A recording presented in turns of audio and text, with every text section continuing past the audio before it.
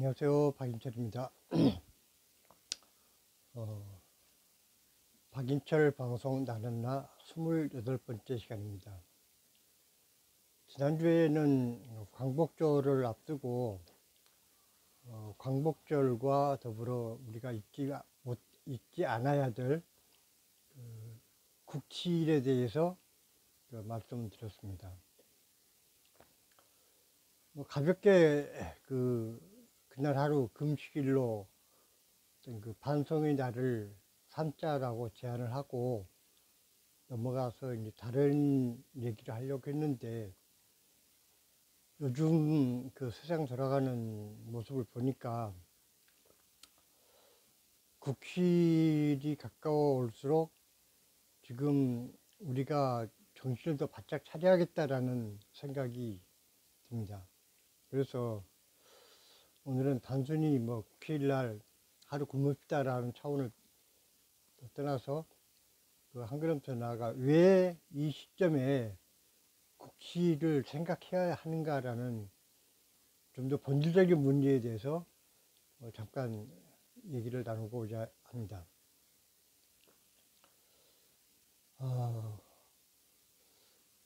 역사를 잃은 민족에게 미래는 없다라는 얘기가 있습니다. 독일의 경우에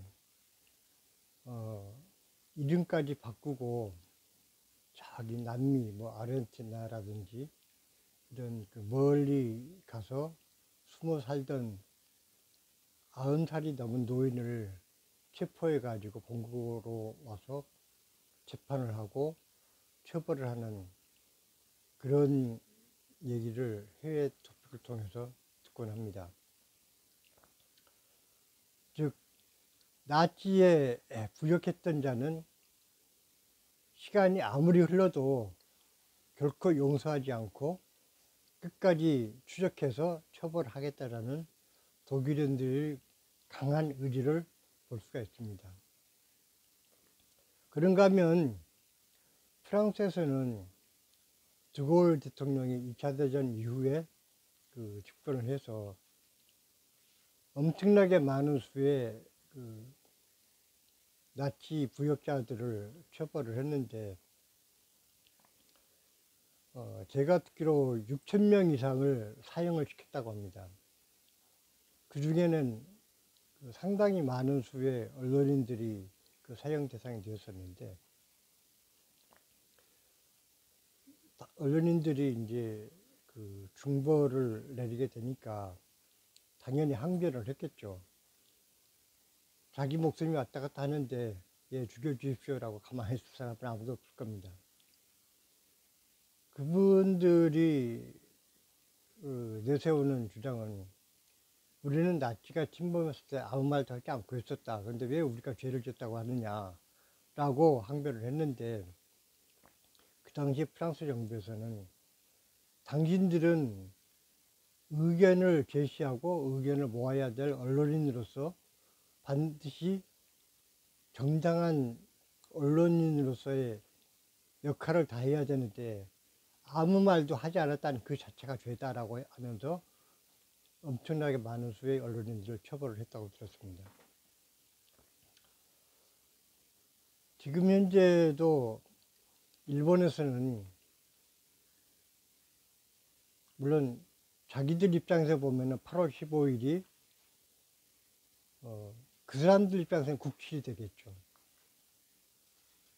패전을 당하고 무조건 항복을 한 날이기 때문에 그날을 기념해서 야스쿠니 신사에 공물을 바치고 하는 등등의 아직도 자기들이 어떤 죄인으로서의 참여보다는 자기들이 피해자라는 의식을 은연중에 강조하면서 어떻게든 역사 지우기를 하려고 노력을 하고 있습니다. 얼마 전에 있었던 사도광산에 유네스코의 문화유산 등재가 같은 그런 행위를 통해서 그 안에서 벌어졌던 인권 유린과 강제노동의 흔적들은 얘기를 딱 감추고 자기네들이 어떤 문화, 역사, 흔적으로서의 사두광산만을 강조하려고 하고 있습니다. 그것이 단순히 자기네들의 부끄러운 역사를 감추고자 하는 데서 끝난다면 또 모르겠습니다. 일본인들은 지금도 알게 모르게 침략의 야욕을 감추지 않고 있습니다. 그 한 예로 현재도 독도를 자기네 땅이라고 우기고 있습니다.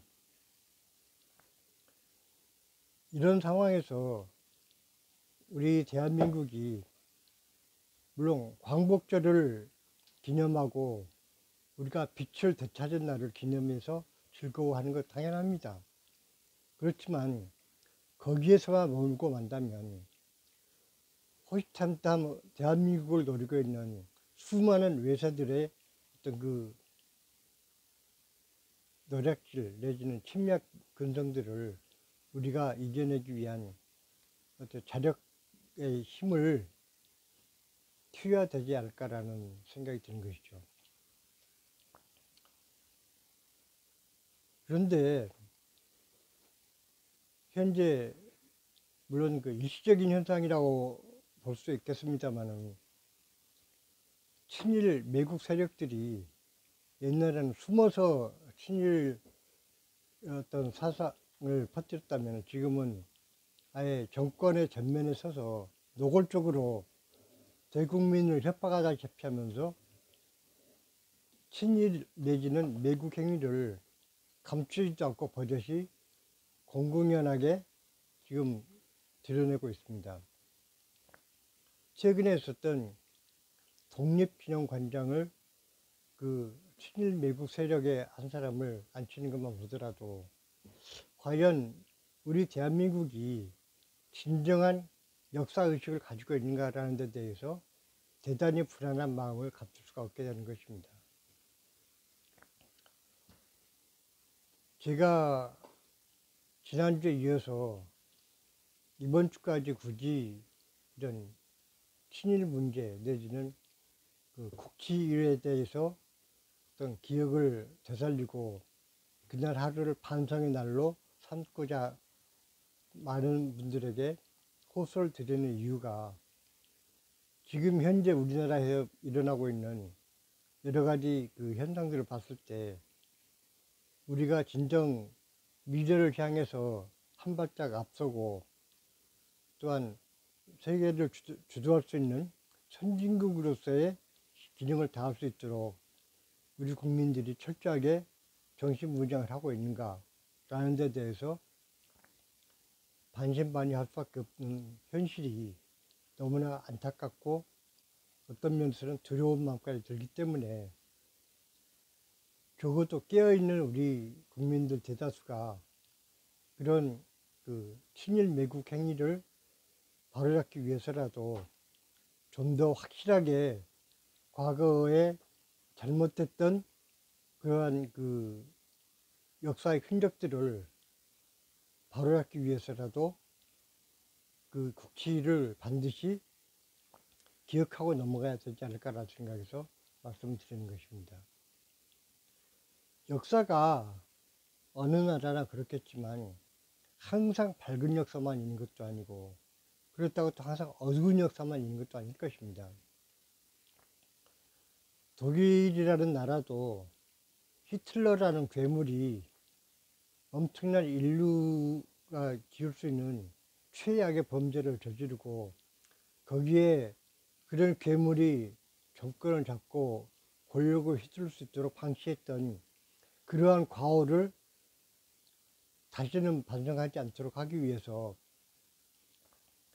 요즘에는 국가 시스템을 완전히 개조해서 그런 그 독재자들이 다시는 권력의 상층부에 도달할 수 없도록 철저하게 견제하고 그거를 방지하는 그런 구조를 가지고 온 국민이 감시자가 되어서 정치인들을 통제하고 견제하고 바로잡으려고 노력한다라는 얘기를 들었습니다. 그런 현상들을 봤을 때 우리 대한민국은 지금까지 외부 어떤 다른 나라를 침략한 경험도 없고 수천 년 역사를 이어오면서 무수히 많은 침략을 당해왔지만 안에서 방어를 하면 했지 바깥으로 어떤 타민족을 공공하게 만들면서 침략을 했던 역사는 없는 참으로 그 희한하면서도 위대한 그런 수천 년 역사를 가진 민족이 우리 한민족입니다. 세종대왕 때만 하더라도 그 당시 조선의 어떤 문명은 전 세계의 첨단을 각오했었고 또 수백 년이 지난 지금 21세기에 들어선 오늘날에 와서 대한민국은 그야말로 단군 이래 최대의 경제적 발전과 군사적 그 강국이 되어가고 있는 현실을 우리는 살아가고 있는 것입니다.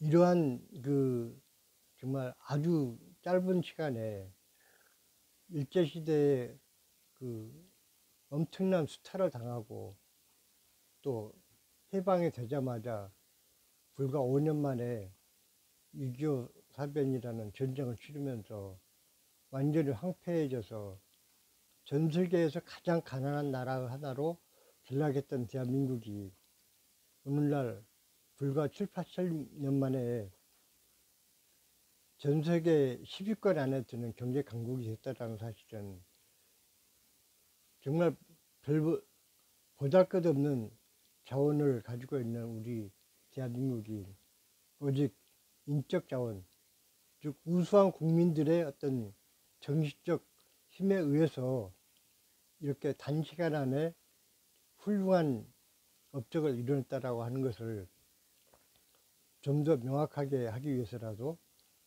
우리가 결코 잊어서는 안 되는 그런 국치일의 기억을 되살리고 더 나아가서 이제는 어떤 외세가 닥쳐오더라도 그것을 방어해내고 우리 한민족이 굴종의 역사를 되풀이지 않도록 하다는 차원에서 다시 한번 국치일의 금시일을 실천하자라는 권유를 드리면서 오늘 얘기를 마칠까 합니다. 감사합니다.